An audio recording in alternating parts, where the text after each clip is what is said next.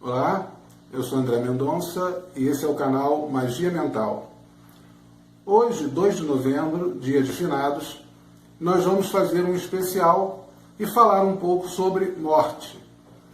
Eu utilizo em alguns dos meus livros o pseudônimo Lord Thanatos. Thanatos nada mais é do que a personificação da morte, segundo a mitologia grega. Então, eu não posso deixar passar essa oportunidade de falar algumas coisas que não são ditas em qualquer lugar, que não são muito comuns sobre o tema morte. Algumas vocês já devem estar acostumados, como por exemplo, o que significa a carta 13, a carta da morte no tarô. Vamos falar um pouco sobre ancestralidade, aí já dando uma visão um pouco mais mental, um pouco mais dentro da nossa linha de estudo. E vamos falar de uma coisa que está bem dentro da nossa linha de estudo, que são os modos de se ver, os modos de se entender o processo de morte. Então, depois da vinheta, o especial de finados sobre morte.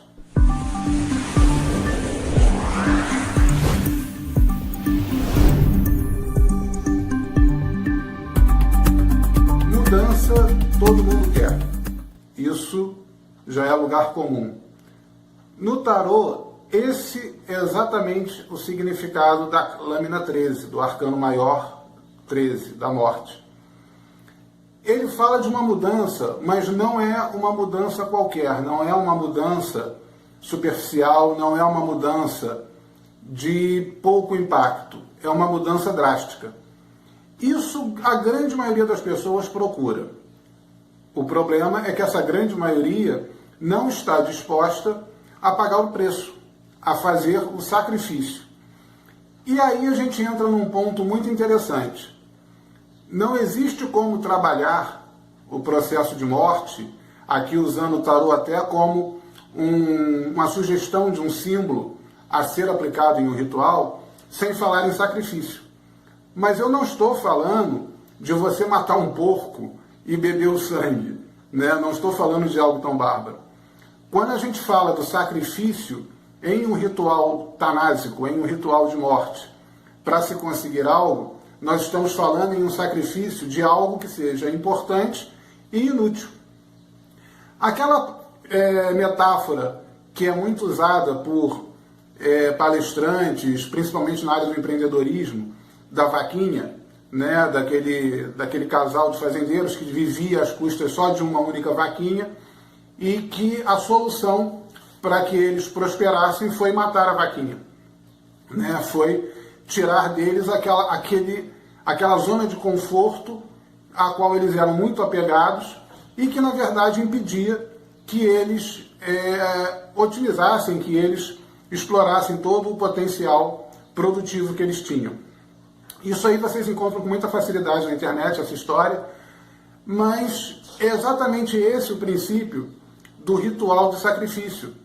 Não existe como você provocar uma grande mudança sem que isso te cause um desconforto, sem que isso te cause, de certa forma, uma certa dor. Nós falamos lá no nosso bloco teórico que a nossa mente interior ela é avessa a mudanças. Ela é meio que programada para temer a morte. Ela é meio que programada para temer mudanças. Então, aquilo que já se estabilizou como é pouco, mas é garantido, é confortável, é melhor isso do que nada, e todas essas frasezinhas de efeito se tornam crenças limitantes. E são essas crenças limitantes que nós temos que aprender a sacrificar em rituais para que a nossa vida possa sofrer transformação. Então, o conceito de transformação e sacrifício, né, de morte e sacrifício, que a gente fala quando está fazendo um estudo ou utilizando as lâminas do tarô para produzir um ritual, você vê que a carta que fala em sacrifício, que fala em investimento, que é uma palavra muito próxima, ela vem ao lado da carta da morte, é a carta do pendurado. Então, são ideias muito próximas. Para que você faça algum tipo de trabalho mágico, de mudança, de grande transformação, você tem que sacrificar a sua zona de conforto. Você tem que ter a coragem de cortar na carne aquilo que você às vezes está muito apegado e que às vezes é o que te prende à tua situação atual. Vamos lembrar aqui que toda crença limitante, ela é uma crença agradável, ela é uma crença confortável. Isso é um fato. Você não vai ter uma crença limitante que te seja desagradável ou repulsiva. Ela sempre vai ter um aspecto de algo produtivo, de algo saudável, de algo positivo. Então, em relação à carta do tarô, quando você tem na sua vida uma mudança de carreira, não digo uma mudança de emprego, não é sair de um emprego para outro fazendo a mesma função, mas quando você deixa de ser assalariado e resolve, por vontade própria, não por necessidade, resolve empreender, resolve se tornar dono do seu próprio negócio. Isso é um exemplo de transformação. E isso requer coragem, requer sacrifício, requer sair da zona de conforto. Esse é o conceito que a gente tem sobre a lâmina 13, a morte, quando a gente dá o enfoque no tarô.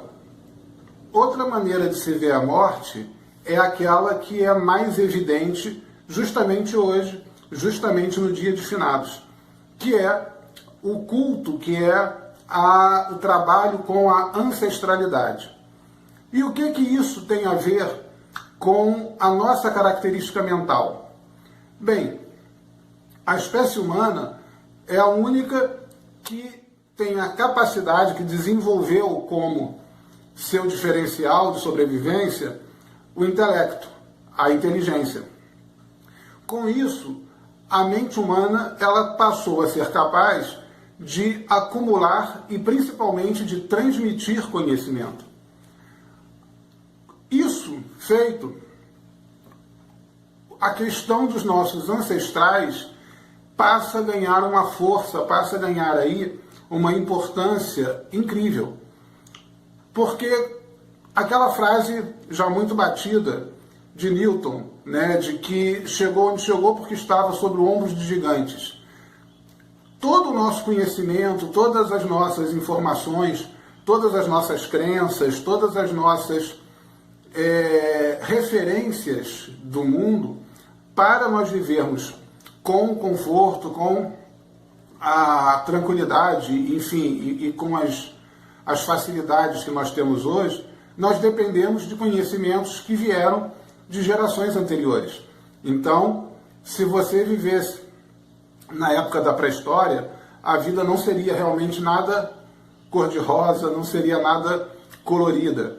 Muito pelo contrário, era o ambiente mais hostil, mais selvagem, mais brutal e menos positivo que você possa imaginar. E ao contrário do que muitos entendem, do que muitos afirmam, de lá para cá, tudo vem melhorando. Tudo vem se tornando menos violento, menos agressivo. Sim, se você comparar a nossa época de hoje com a época da Idade Média ou com épocas mais atrás, você vai ver que naquela época matar, pilhar e violências e as coisas mais hediondas aos nossos olhos de hoje eram algo corriqueiro e não era algo errado. Então, isso é o que os historiadores chamam de contextualização histórica. Você não pode julgar o comportamento de um homem na Idade Média pensando com a cabeça de um homem do século XXI. Isso era algo extremamente natural, apesar de hoje nós termos uma ideia muito diferente. Da onde vem essa nossa ideia muito diferente? Do fato de que hoje nós vivemos em um mundo, sim, bem mais civilizado do que o mundo já foi. Agora, muito do conhecimento, muitas das descobertas, muitas das bases que nós temos para fazer todo esse trabalho, inclusive para identificar aquilo que funciona, aquilo que parece mais correto, aquilo que parece mais indesejado, nós herdamos dos nossos ancestrais. Então, toda essa linha de conhecimento, de técnicas, de comportamentos e de experiências que as gerações anteriores passaram, elas nos são material, nos são um ponto de partida. Então, a cada geração, nós avançamos porque nós partimos de um ponto um pouco mais à frente do que a geração anterior partiu. Esse é o diferencial, isso, de uma certa forma, é o que faz a força, né, o poder da espécie humana, que dentro de um olhar puramente natural, entre a fauna, né, do planeta, não é exatamente uma das mais fortes, mas todo esse poder, toda essa vantagem que a espécie humana tem, a ponto de ser considerada por muitos hoje como o grande problema do planeta, é exatamente a capacidade de produzir, armazenar e transmitir conhecimento. E isso é algo fortemente ligado à ancestralidade, à tradição e à cultura. São três conceitos muito ligados a esse aspecto que nós devemos dar muita atenção e olhar com muito cuidado, que são os nossos ancestrais. Quando eu falo isso, é muito provável que muitos digam, eu não concordo, o que é bastante produtivo, o que é bastante positivo. Você não concordar é algo que demonstra que você tem uma outra maneira de ver as coisas.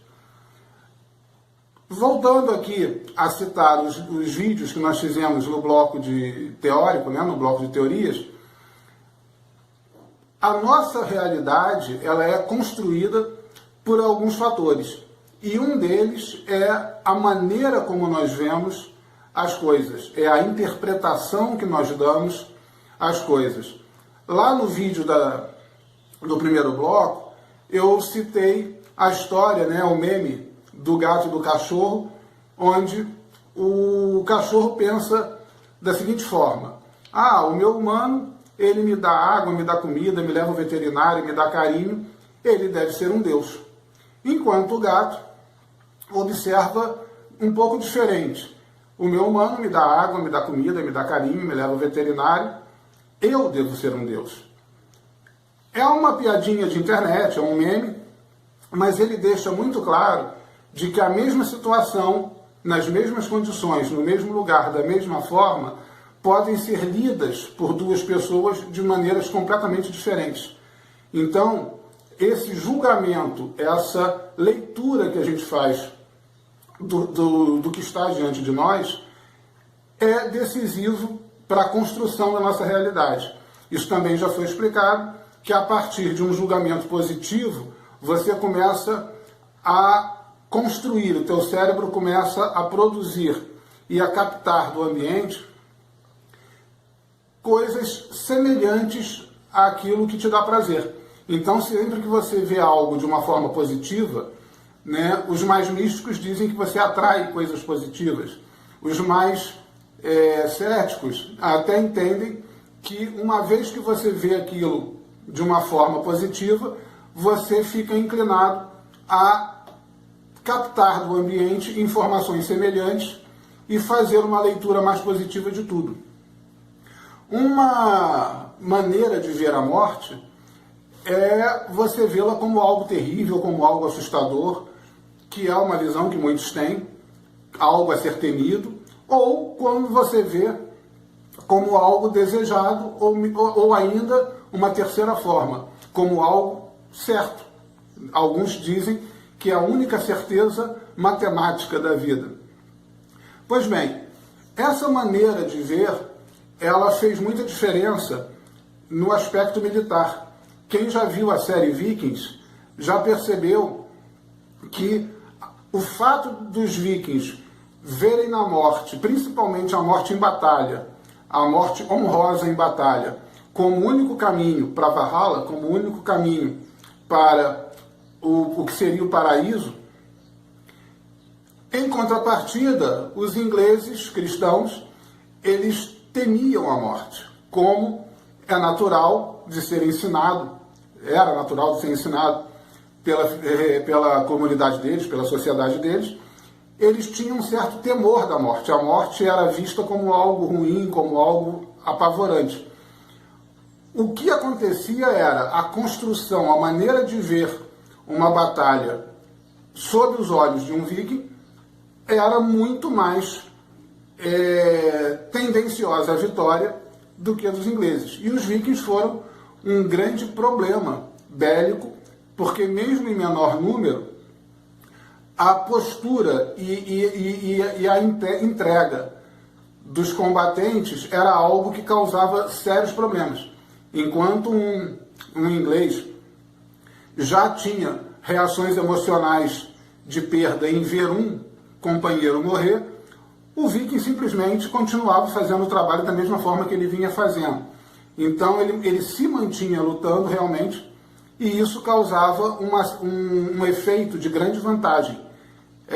Quem não viu, até recomendo, a série é realmente muito interessante e dá uma visão muito bacana disso que eu estou querendo falar aqui, que é o modo de se ver a morte, que é o modo de se ver uma determinada situação. Quando você olha para uma situação, quando você olha para alguma coisa com um olhar de aquilo é ruim, aquilo vai me fazer mal, isso não era meu dia, eu não devia ter saído da cama, você já se programa para pegar do ambiente outras informações que corroborem, que apoiem essa sua visão. Elas estão disponíveis ali. Elas podem ser minoria, mas estão ali. E se você olha a coisa como, puxa, que sorte que isso aconteceu, isso é um bom sinal, você já começa a captar coisas mais positivas, você começa a produzir hormônios mais úteis, mais eficientes, e você termina o seu dia com um resultado melhor. Mais uma vez, lembrando que isso não é uma forma de alienação. Lembrando que todas essas informações estão de fato ao seu redor. Você apenas não tem como captar todas. Então, você pode optar em captar as mais úteis. Não é as melhores. Não digo nem para você captar as melhores, mas as mais úteis. Até porque se você tem uma ameaça real contra a sua vida, você precisa identificá-la e precisa fazer alguma coisa a respeito. Mas as mais úteis que sejam pegas. E isso de uma maneira imparcial, não sendo tão pessimista e sendo bastante sensato. Resumindo aqui, a maneira como você vê a morte, ela inclusive já foi tema de um livro, que eu também recomendo, que é A História da Morte no Ocidente. Esse livro, ele mostra como em muito pouco tempo a maneira e o comportamento diante da morte podem mudar de maneiras absurdas. Há menos de 200 anos, era comum que uma pessoa que estava para morrer reunisse a família com crianças e servisse bolinho como uma forma de esperar a morte. Também houve épocas em que você fazia piqueniques em cemitérios e ter um relacionamento de prazer com ambientes tanásicos era algo bastante natural. A ideia de se temer e de se ver a morte como algo mais problemático, ela é bastante recente, pelo menos no Ocidente.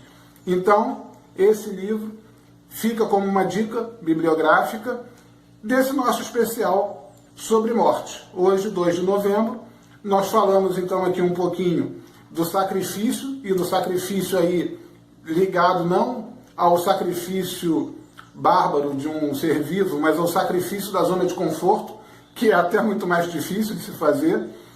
Falamos isso no tarô. Falamos também um pouquinho sobre os nossos ancestrais, que é aquilo que se cultua praticamente no dia dos finados, que é aquilo que nós herdamos, não só de bens materiais, mas que nós herdamos de conhecimento e de cultura das gerações anteriores, e principalmente um exemplo prático de como o modo de você olhar para a mesma coisa pode fazer diferença na produção da sua realidade.